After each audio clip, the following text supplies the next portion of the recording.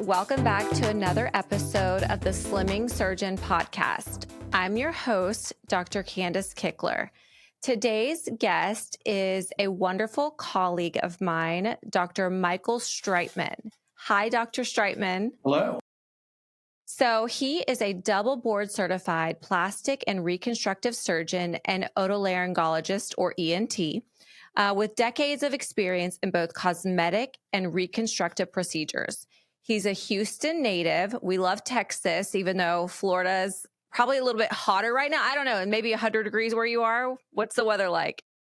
Low 90s. We're not too bad. Okay, definitely hotter here. But he's a graduate of UT Austin. He completed his medical degree at UT Health San Antonio and surgical training at the Medical College of Virginia and University of Oklahoma. Dr. Streitmann specializes in rhinoplasty, post-massive weight loss body contouring, and skin cancer reconstruction. He currently practices at Westlake Dermatology, and he also serves as a beauty and wellness contributor on the Culture Club HTX podcast. So again, welcome, Dr. Streitmann. Thanks for having me.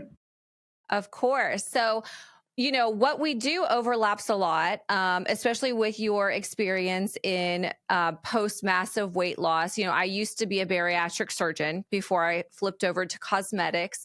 But I really find a lot of joy in those types of cases. What about you? Yes, it's the last step on their journey, and oftentimes after all the weight loss, patients will say that they still feel that they're fat because of all the skin, and once the skin's gone, they feel so much better about themselves. I totally agree, and that's really what made me make that transition. I would do these cases, and the people would lose 100, 200 pounds, and I just wanted to help, wrap the bow on top of the present. So I do want to ask you, we'll go into kind of different categories because my audience is mostly women. A lot of them are interested in aesthetic procedures, plastic surgery procedures. And then I have also other physicians. So we'll kind of cover a lot of different topics today. But I want to start with how things have shifted for you. What would you say? You've been in the aesthetic space for decades now. What would you say is the biggest shift in how people have started approaching facial plastic surgery versus the past? Well, with the pandemic and when people were online so much on the Zoom calls, things really kind of went crazy as far as chin augmentation and rhinoplasty. Those kind of just went through the roof. And I think it's still, those are still going on in high numbers after the pandemic. I agree. I had a rhinoplasty about a year and a half ago now. And I look back at my pictures and my content from before, and I'm like, wow, I really needed that. But I have people coming all the time, I don't do facial plastic surgery, but asking for, the liquid rhinoplasty, a lot of the fillers in the face and things like that. How do you navigate, telling people that this is just a trend and maybe not necessarily something you want to do, or telling them what's right for their face versus what they see as a filter? People are usually pretty reasonable. They want to hear an honest opinion. But then again, people want to have the latest stuff too. As far as fillers and surgery goes, some people are amenable to fillers only. They have no interest in surgery. Some people are looking for more permanent results. It's all contoured to the patient's needs. Do you do a lot of facelifts, or what's your practice like, facelifts versus rhinoplasties and all the other facial surgery that you do? More rhinoplasty than facelifts. As I'm getting older, my patients are getting a little older. So the facelift surgery is those numbers are going up. But I'm at the age where I'm still young enough to operate on younger people and getting old enough to operate on older people. So I keep a good mix. Gotcha. And you do complicated, facial surgery, I'm sure, with your background. Do you think having the initial training in ENT, do you see things that other people might not see based on your training and your experience level? I don't know if I see things that they don't see, but I feel very comfortable, especially with facelifts. if you've done a prostatectomy and you've done a difficult prostatectomy, a facelift ain't so hard after that. It Yeah, gives you a different perspective. totally. I mean, that plays into what I do as well. I do a lot of body contouring, and with my background in general in bariatric surgery, it's like I know the abdomen forwards, backwards, inside, outside, all the things. Right. Wonderful.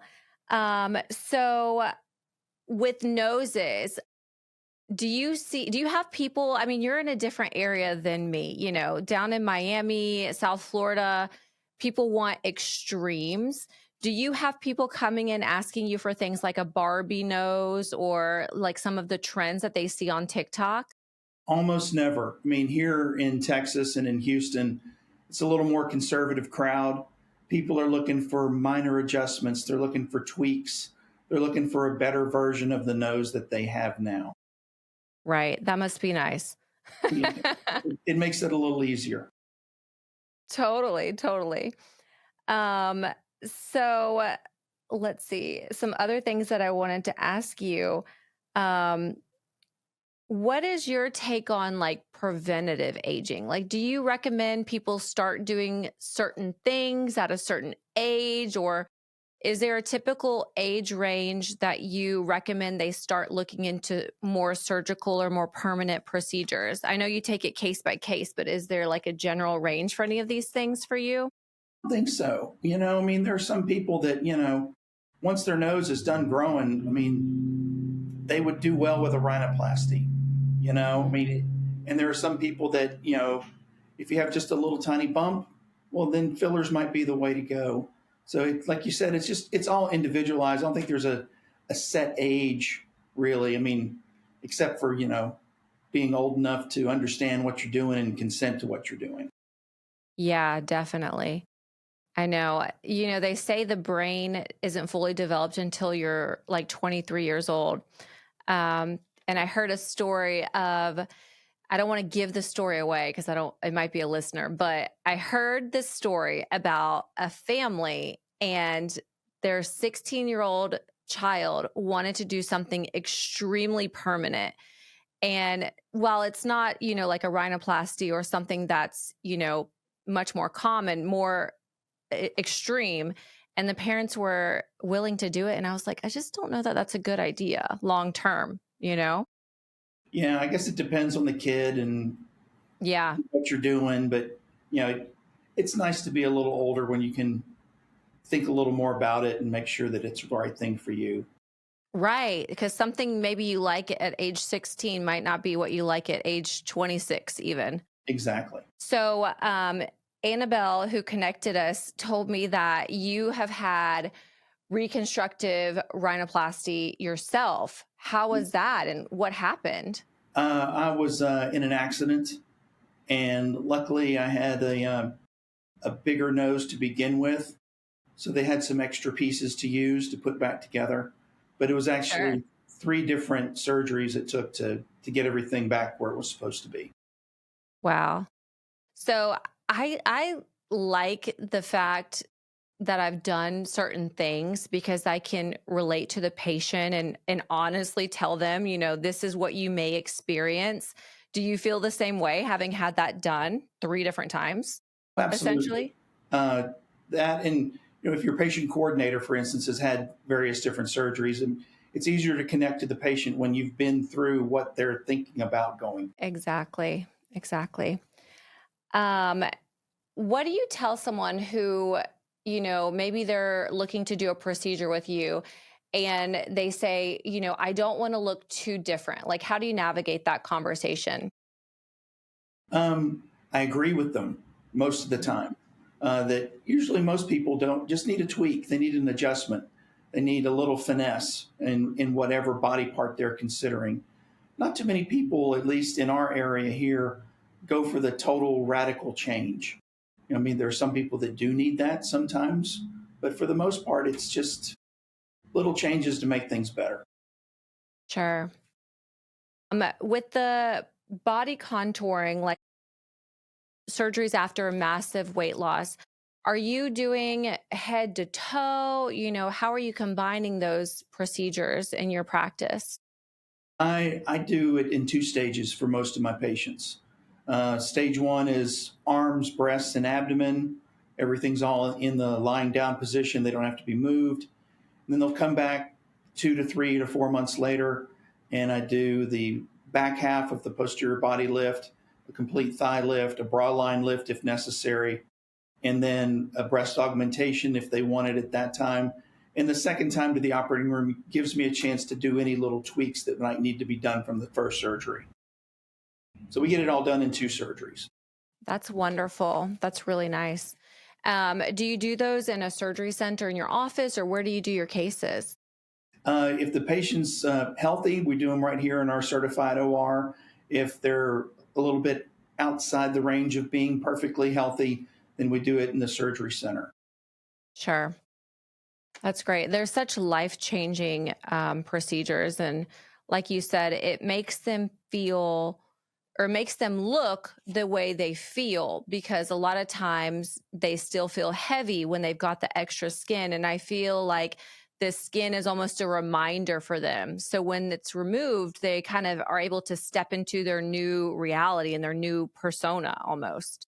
Right. And you've probably had this happen to you when you're evaluating patients, that the patient comes in to inquire about the surgery, and they say, well, I have another 20 pounds to lose, or I have another 30 pounds to lose.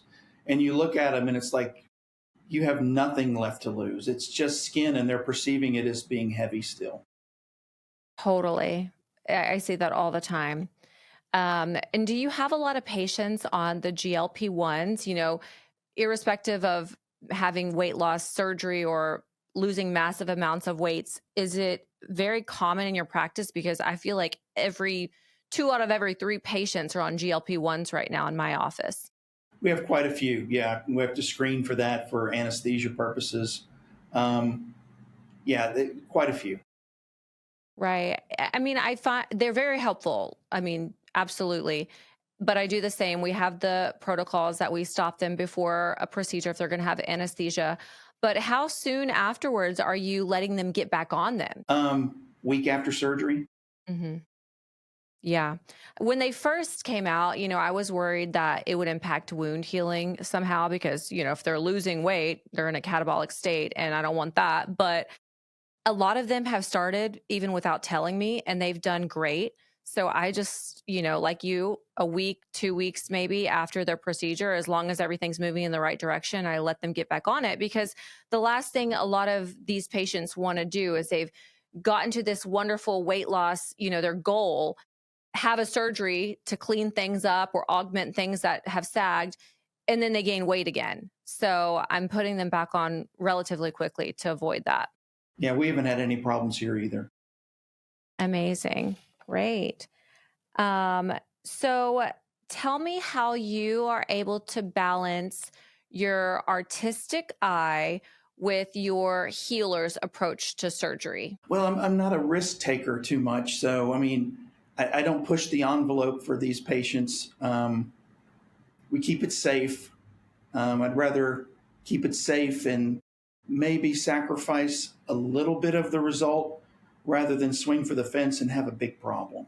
And Hmm. when you explain that to patients, whether they've had previous liposuction or some previous procedure or previous rhinoplasty, I mean, they understand. I mean, if you take the time to talk to them, and they appreciate that you're trying to do things safely. I love that. I agree. Setting, I like to ask, what's a good outcome for you? Like, what would you want to see?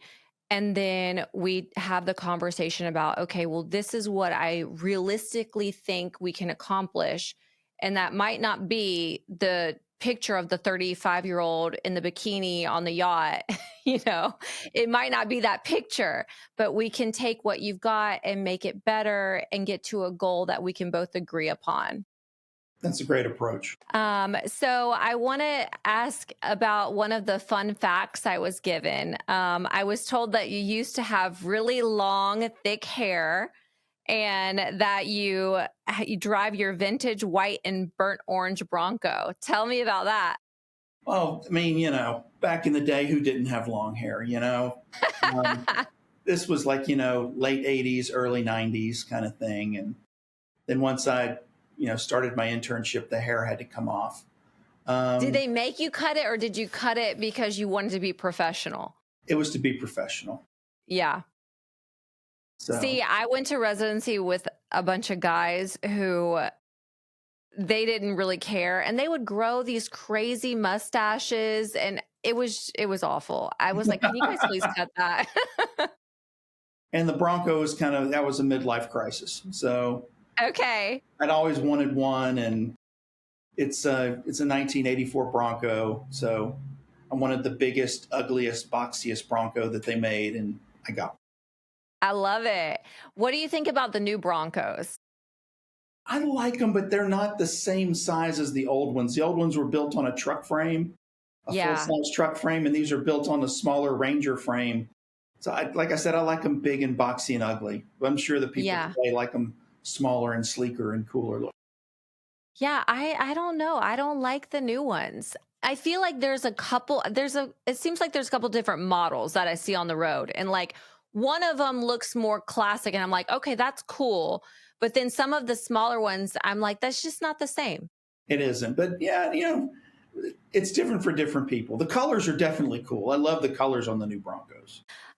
So I started following you on Instagram the other day, in preparation for this podcast and to just like see some of your content.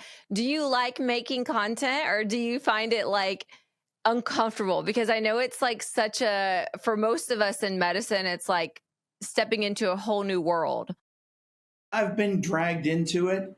I'm starting to get into it. A lot of the videos that we do are stupid things that I dream up. And I don't Uh-huh. know if my nurses just placate me and say it looks good or say it's funny or they're just, I don't know. But they help me a lot. My nurses help me a lot with that stuff. I love it. I love it. I mean, unfortunately or fortunately, however you want to look at it, it's the way of the world today. And we kind of all have to do a little bit of it just to, you know, reestablish our brand. And if people want to look you up, they want to, see some real life content. So it is helpful. And it seems like you're doing it in a way that you're educating as well, which is super important. Yeah, we try to do a few lighthearted things and we try to do some stuff that's informative to the patient, try to keep a balance. You don't want to be too stiff, but you don't want to be a total goofball either. Totally. Yes, exactly. Some people who are so unprofessional, I'm like, how can anyone take you seriously when you do this? Right. I agree with you completely. So I'll end with like one final kind of question.